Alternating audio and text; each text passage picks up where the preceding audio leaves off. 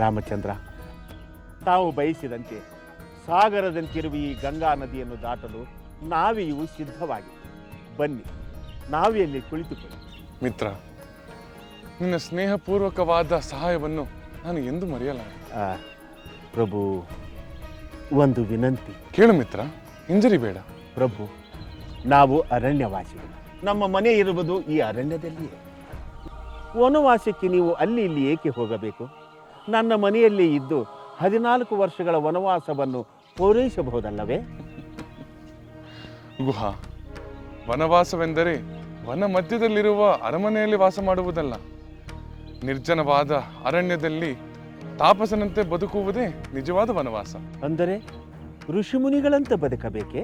ಹೌದು ಮಿತ್ರ, ಅದೇ ನಿಯಮ, ಅದೇ ಕರ್ತವ್ಯ, ಅದೇ ನಾನು ಪಾಲಿಸಬೇಕಾದ ಧರ್ಮ. ಮಿತ್ರ, ನನಗಾಗಿ ಇನ್ನೊಂದು ಸಹಾಯ ಮಾಡುತ್ತೀಯಾ? ಹೇಳಿ ಪ್ರಭು. ನಾನು ಅರಣ್ಯ ಪ್ರವೇಶಕ್ಕೆ ಮೊದಲು ಜಟಾಧಾರಿಯಾಗಬೇಕು. ನಾನು ಇಲ್ಲಿಂದ ಜಟಾಧಾರಿಯಾಗಿ ಅರಣ್ಯ ಪ್ರವೇಶ ಮಾಡಬೇಕು. ನನ್ನ ಶಿರಕೇಶವನ್ನು ಜಟೆಯಾಗಿ ರೂಪಿಸಿಕೊಳ್ಳಬೇಕು. ಅದಕ್ಕಾಗಿ ಸ್ವಲ್ಪ ಆಲದ ಮರದ ಹಾಲನ್ನು ತಂದು ಕೊಡುತ್ತೀಯಾ? ಪ್ರಭು, ತಮ್ಮ ಆಜ್ಞೆಯನ್ನು ಶಿರಸಾವಹಿಸಿ ಪಾಲಿಸುತ್ತೇನೆ. ಈಗಲೇ ತರುತ್ತೇನೆ.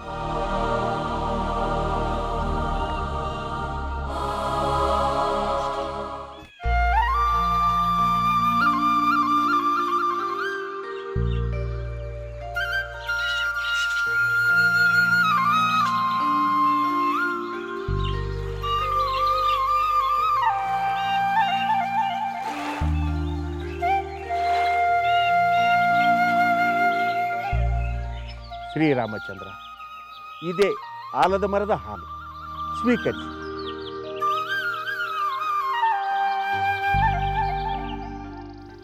ಒಳ್ಳೆಯದು. ಇದನ್ನು ಶಿರಕ್ಕೆ ಲೇಪಿಸಿಕೊಂಡು ಜಟೆಯನ್ನು ಕಟ್ಟಿಕೊಳ್ಳಬಹುದು.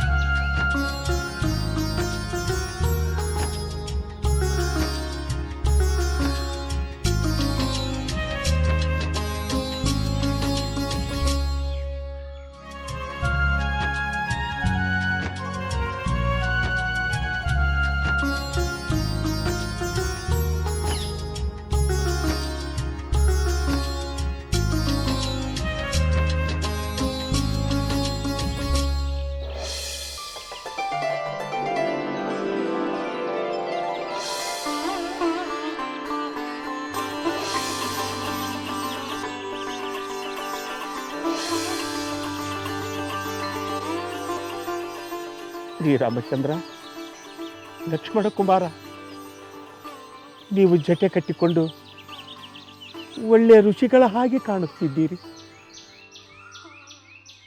ಮಿತ್ರ, ವನವಾಸದಲ್ಲಿ ಹೀಗಿರುವುದೇ ಸರಿಯಾದದ್ದು.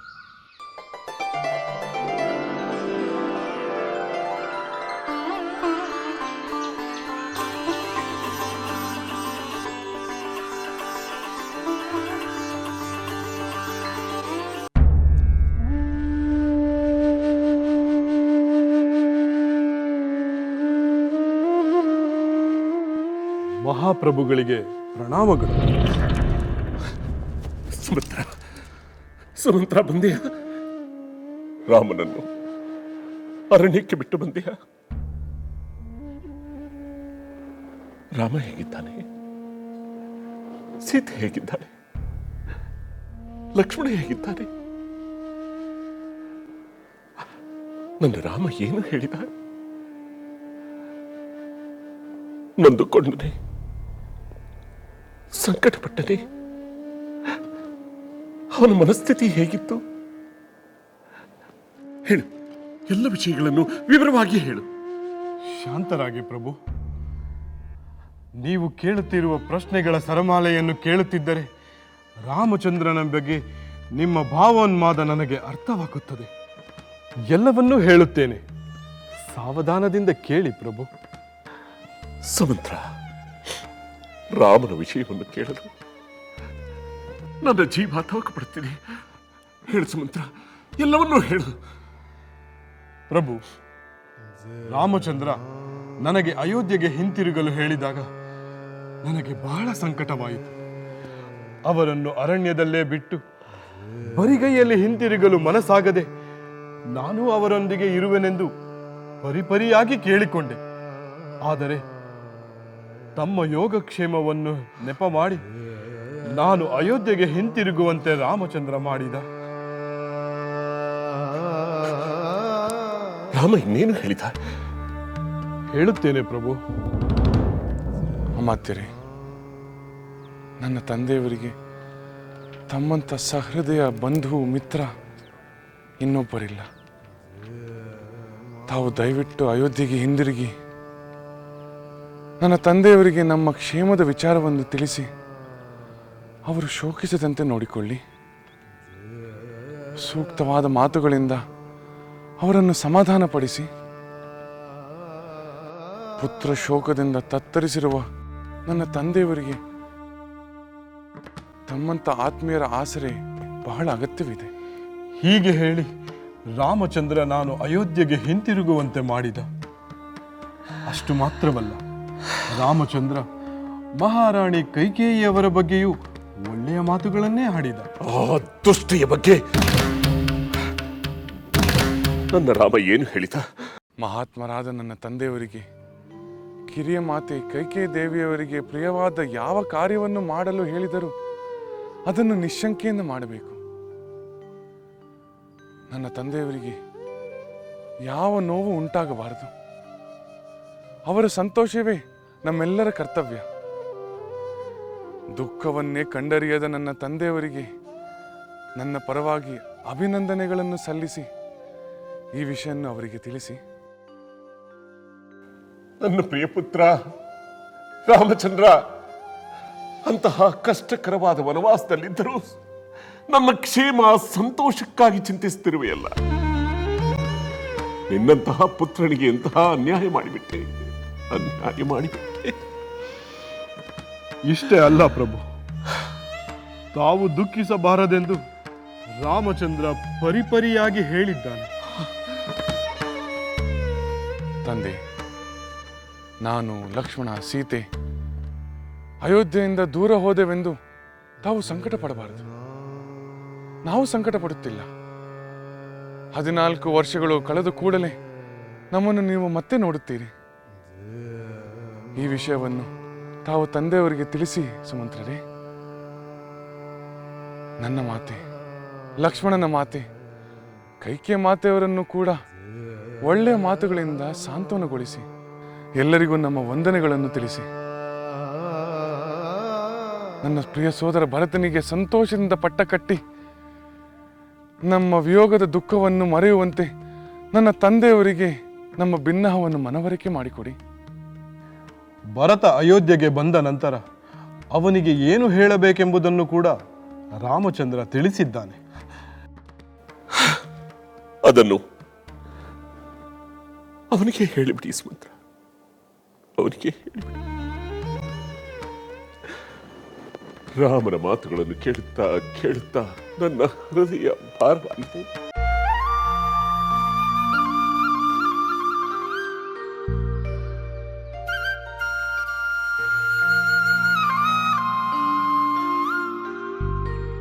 ಲಕ್ಷ್ಮಣ, ನೀನು ಸೀತೆಗೆ ಎಚ್ಚರದಿಂದ ನಾವಿಗೆ ಏರಲು ನೆರವಾಗು.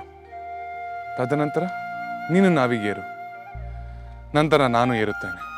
ಆಗಲಿ ಸಹೋದರ. ಮಾತೆ, ಮಿತ್ರ ಗುಹ,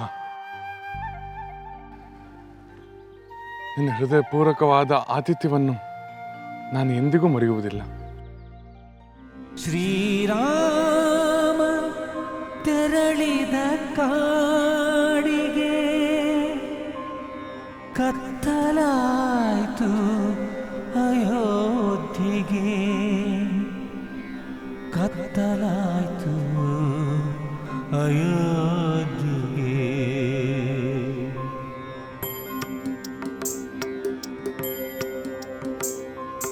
ನಿನ್ನೆ ಸಂಭ್ರಮ ಅಳೀತು ಲೋಕ ಶೋಕದಿ ಮೊಳ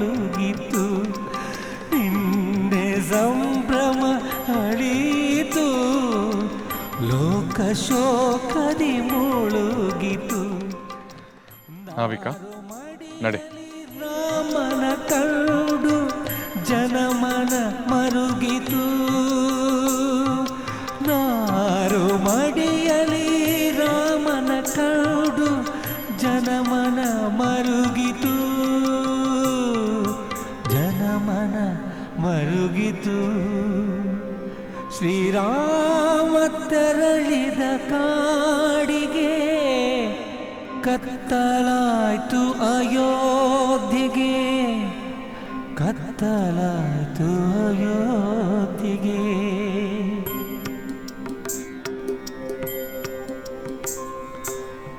ತಂದೆ ಕೊಟ್ಟ ಮಾತನು ಉಳಿಸಿದ ಬಲುಧೀರನು,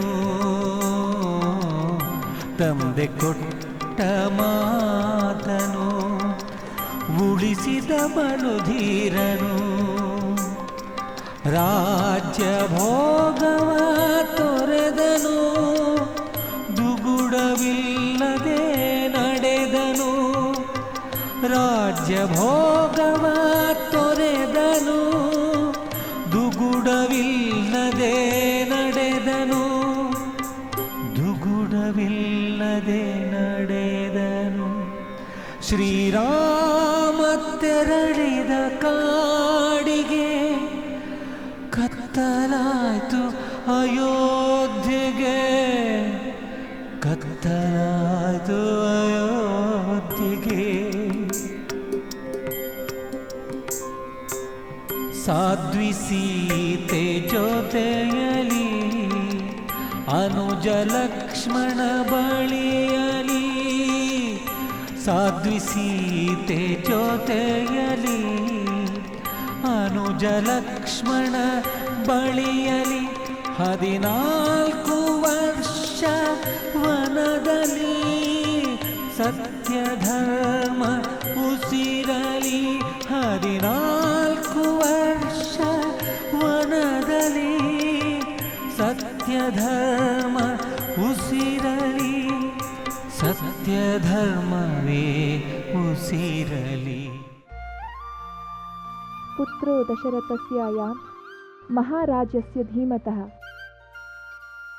ನಿದೇಶಂ ಪಾಲಯತ್ವೇನಾಂ ಗಂಗೆ ತ್ವದಭಿರಕ್ಷಿತಃ 14 ಹಿ ವರ್ಷಾಣಿ ಸಮಗ್ರಾನ್ಯುಷ್ಯ ಕಾರಣನೆ ಭ್ರಾತ್ರಾ ಸಹ ಮಯಾ ಚೈವ ಪುನಃ ಪುತ್ರಾಗಮಿಷ್ಯತಿ. ಪರಮ ಪಾವನ ಗಂಗಾ ಮಾತೆ, ನನ್ನ ಪತಿ ದಶರಥ ಪುತ್ರ ಧೀಮಂತ ಶ್ರೀರಾಮ ಪಿತೃವಾಕ್ಯ ಪರಿಪಾಲನೆಗಾಗಿ ನಿನ್ನ ರಕ್ಷಣೆಯಲ್ಲಿ 14 ವರ್ಷ ಅರಣ್ಯವನ್ನು ಕಳೆದು ಇದೇ ಮಾರ್ಗವಾಗಿ ಅಯೋಧ್ಯೆಯನ್ನು ಸೇರುತ್ತಾರೆ. ನನ್ನ ಪತಿಯು ನಿನ್ನ ಅನುಗ್ರಹದಿಂದ ವನವಾಸವನ್ನು ಯಶಸ್ವಿಯಾಗಿ ಪೂರೈಸಿ ಬಂದ ನಂತರ ನಾನು ನಿನ್ನ ಪ್ರೀತಾರ್ಥವಾಗಿ 1,00,000 ಗೋವುಗಳನ್ನು, ಅನೇಕ ವಸ್ತ್ರಗಳನ್ನು, ಬಗೆ ಬಗೆಯ ಸ್ವಾದಿಷ್ಟ ಆಹಾರವನ್ನು ದಾನ ಮಾಡುತ್ತೇನೆ. ಪಾಪರಹಿತಳಾದ ಮಾತೆ, ನಿನ್ನ ಅನುಗ್ರಹದಿಂದ ಪಾಪರಹಿತನಾದ ನನ್ನ ಪತಿ ಶ್ರೀರಾಮ, ನಾನು ಮತ್ತು ಲಕ್ಷ್ಮಣನ ಜೊತೆಯಲ್ಲಿ ವನವಾಸವನ್ನು ಶುಭಪ್ರದವಾಗಿ ಮುಗಿಸಿ ಅಯೋಧ್ಯೆಗೆ ಹಿಂದಿರುಗುವಂತೆ ಕರುಣಿಸು.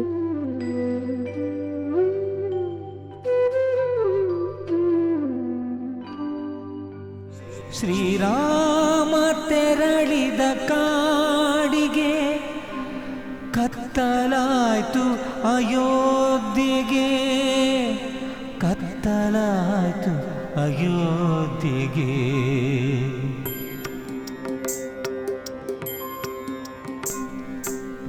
ಪದವಿ ಭೋಗವು ಕ್ಷಣಿಕವು, ಸತ್ಯ ಧರ್ಮವೇ ಅಚಲವು ಎಂದು ನಂಬಿದ ಶ್ರೀರಾಮನು ಕುಲದ ಹಿರಿಮೆ ಮೆರೆದನು, ಕುಲದ ಹಿರಿಮೆ ಮೆರೆದನು. ಶ್ರೀರಾಮ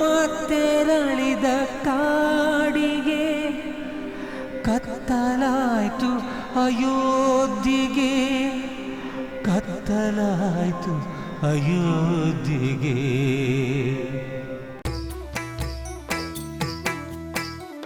ಲಂಕೆಯಲ್ಲಿನ ದುರುಳ ದರ್ಪವು ಸೀತೆ ಸಹನೆಗೆ ಸೋತಿತು. ಅಂಕೆ ಇರದ ಅಸುರ ಕುಲವು ರಾಮ ಬಾಣಕ್ಕೆ ಅಡಗಿತು. ದೂರವಿರಲಿ ಸನಿಹವಿರಲಿ ರಾಮ ಹೃದಯ ನಿವಾಸಿನಿ.